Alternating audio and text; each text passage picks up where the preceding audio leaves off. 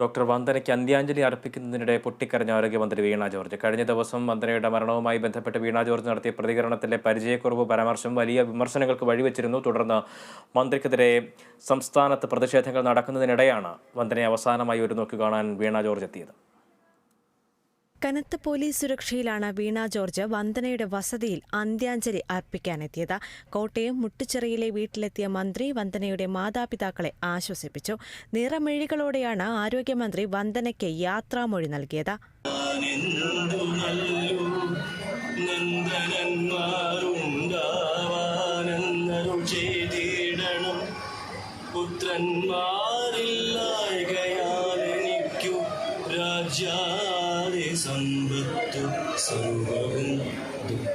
യുവ ഡോക്ടറുടെ മരണത്തെ തുടർന്ന് കഴിഞ്ഞ ദിവസം വലിയ രീതിയിലുള്ള സൈബർ ആക്രമണവും വിമർശനങ്ങളുമാണ് ആരോഗ്യമന്ത്രിക്ക് നേരിടേണ്ടി വന്നത്.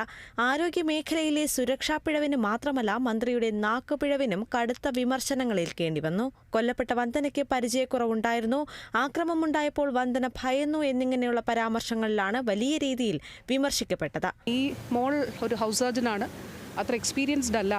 അപ്പോൾ അതുകൊണ്ട് ഇങ്ങനൊരു ആക്രമണം ഉണ്ടായപ്പോൾ ഭയന്നിട്ടുണ്ട് എന്നുള്ളതാണ് ഡോക്ടേഴ്സ് അവരിൽ നിന്ന് അറിയിച്ചിട്ടുള്ള ഒരു വിവരം. അപ്പോൾ അങ്ങനെ വളരെ വിഷമകരമായിട്ടുള്ളൊരു സംഭവമാണ്. എന്നാൽ ഇന്നലെ മന്ത്രി തന്റെ ഔദ്യോഗിക ഫേസ്ബുക്ക് പേജിന്റെ പ്രൊഫൈൽ പിക്ചറായി വന്ദനയുടെ ചിത്രം പങ്കുവച്ചിരുന്നു. താൻ പറഞ്ഞതിനെ മാധ്യമങ്ങൾ വളച്ചൊടിക്കുകയാണെന്ന് മന്ത്രി പിന്നീട് വ്യക്തമാക്കി.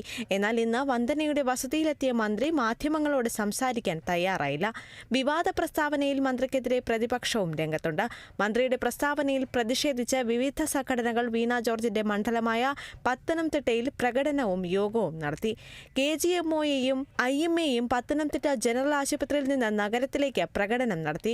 സർക്കാരിനും ആരോഗ്യമന്ത്രിക്കുമെതിരെ ഡോക്ടർമാർ മുദ്രാവാക്യം വിളിച്ചു.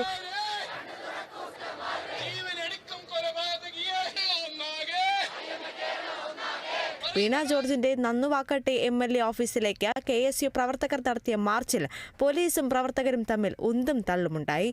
യുവമോർച്ച പ്രവർത്തകർ ശവപ്പെട്ടിയുമായാണ് പ്രതിഷേധ മാർച്ച് നടത്തിയത്. News desk, Kerala vision news.